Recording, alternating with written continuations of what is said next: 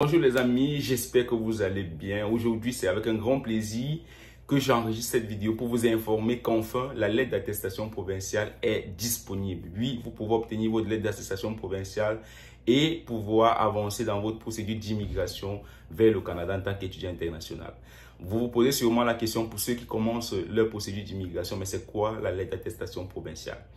Ce que vous devez savoir, c'est que le Canada a connu récemment plein de crises, surtout liées au logement et aussi à certains services de première nécessité. Et face à ce problème-là, ils ont dû mettre en place la lettre d'attestation provinciale pour, n'est-ce pas, comme ça, pouvoir réguler le nombre d'étudiants qu'ils vont accueillir par province. Ceci va leur permettre dorénavant de savoir que si Franck a obtenu sa lettre d'attestation provinciale en Ontario, il ira effectivement étudier en Ontario. Parce que dans le temps, il y avait des gens qui prenaient des offres d'admission au Nouveau-Brunswick, par exemple, et finissaient par étudier au Québec. Il y en avait qui prenaient des lettres d'admission en Ontario et finissaient par étudier au Nouveau-Brunswick. Vous voyez donc, avec tout ça, on ne pouvait vraiment plus répertorier exactement où vont les étudiants et ceci créait un déficit entre les différentes provinces. Donc, le gouvernement a donc décidé de mettre en place cette lettre-là qui va permettre de tracer tous les étudiants et de définir des taux par province et ces taux-là devront être respectés parce que oui, à côté de ça, le Canada a réduit le nombre d'étudiants internationaux qu'il va retenir, qu'il va accueillir, je voulais dire, en 2024. Ici, on parle de 360 000 étudiants, soit une baisse de plus de 35% quand on pense à l'année passée. Donc les amis, comment donc obtenir cette lettre d'attestation provinciale?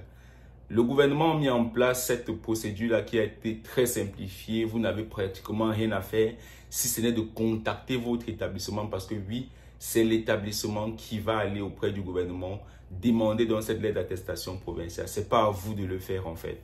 Vous n'avez rien à faire. Vous contactez simplement votre école par mail et vous leur dites que vous avez besoin de la lettre d'attestation provinciale. Et eux, ils vont vous demander une certaine documentation. Je me dis, c'est tout à fait normal qu'ils le fassent. Ils pourront vous demander de fournir certains documents et de payer des frais, voilà, qui vont aller avec. Et une fois que vous l'aurez fait, cela va peut-être prendre un certain nombre de temps. Et puis après, ils vont vous délivrer cette lettre d'attestation provinciale qui va vous permettre d'avancer dans votre projet d'immigration vers le Canada. Donc, les amis, c'est en fait ça, c'est assez simple que ça. Tu contactes ton école, si c'est l'université, tu écris à l'université, si c'est le collège, tu écris au collège, tu leur parles de ton souhait d'avoir la lettre d'attestation provinciale et ils vont le faire pour toi. Et puis après, tu vas prendre cette lettre, tu vas joindre à ta lettre d'admission, tu vas joindre à tes documents bancaires, tu vas joindre à tous les autres documents qui étaient jusqu'ici requis dans le cadre de ton projet d'études au Canada. Et puis, tu vas aller soumettre ta demande de permis d'études auprès du gouvernement canadien. Donc les amis, c'est en fait ça en ce qui concerne la lettre d'attestation provinciale. Aussi, je tiens à rappeler, comme je vous l'ai toujours dit, les amis, au lieu d'avoir été là à attendre de pouvoir avoir la lettre d'attestation provinciale, vous auriez dû vous concentrer sur vous concentrer sur la collection de la documentation nécessaire dans le cadre de votre projet d'études au Canada. Vous savez, il y a une tonne de documents qui sont requis pour pouvoir étudier au Canada. Il ne s'agit pas seulement de la lettre d'attestation provinciale, non. Vous avez des documents bancaires qu'il vous faut, les documents du garant. Ceux-là qui ont pris le temps, n'est-ce pas, d'aller collecter tous ces documents, de se concentrer sur la rédaction de leur lettre explicative, expliquer l'origine des fonds qui vont servir pour étudier au Canada, expliquer leur projet d'études au Canada. Tous ceux-là qui ont pris en avance ces aspects-là ont gagné énormément de temps. Et c'est ce que j'ai passé le temps à vous dire sur cette chaîne, de ne pas attendre la lettre d'attestation provinciale parce qu'automatiquement, elle allait arriver. Maintenant qu'elle est là, est-ce que vous avez rentabilisé en utilisant le temps que vous aviez pour faire autre chose? Sinon, vous voyez maintenant que vous avez la lettre d'attestation provinciale et peut-être vous n'avez pas encore rédigé vos lettres explicatives. Ça commence à être compliqué.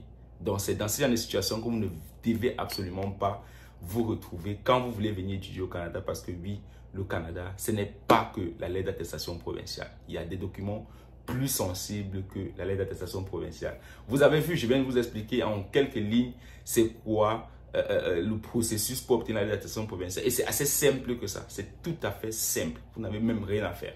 C'est l'école qui va tout faire pour vous. Donc les amis, parlant aussi des études au Canada, j'ai quelques petits conseils à vous donner.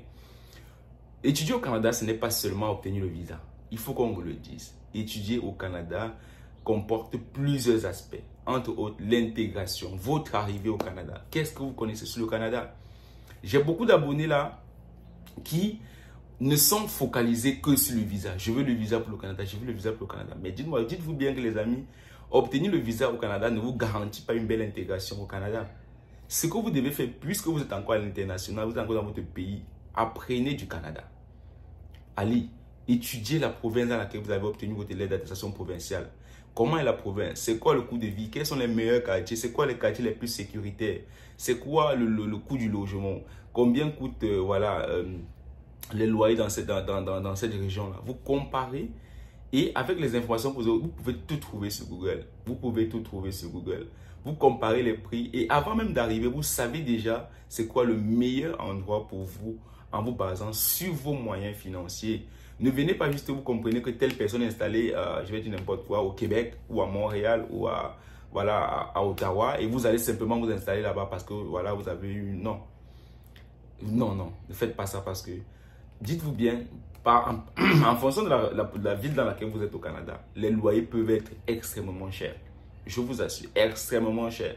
Si vous n'avez pas pris ça en considération avant d'arriver, cela risque d'être un gros frein pour vous parce que au lieu d'arriver et de vous concentrer directement sur les autres étapes, vous allez encore être en train de vous retrouver à réfléchir sur le loyer, à réfléchir sur les moyens de transport, à réfléchir sur... Voilà, et ce n'est pas la meilleure des choses à faire. Donc les amis, commencez à préparer votre arrivée au Canada étant dans votre pays. Trouvez votre meilleur quartier, réseautage aussi. Essayez de vous créer un réseau avant d'arriver au Canada. Croyez-moi, le réseautage ce n'est pas seulement en Afrique. Au Canada, le réseautage, c'est quelque chose de tellement important. Créez-vous des amis avant d'arriver au Canada. Vous avez beaucoup de réseaux sociaux sur lesquels vous pouvez trouver des amis. LinkedIn, c'est assez incroyable comme réseau social professionnel sur lequel vous pouvez trouver des gens qui partagent la même passion que vous.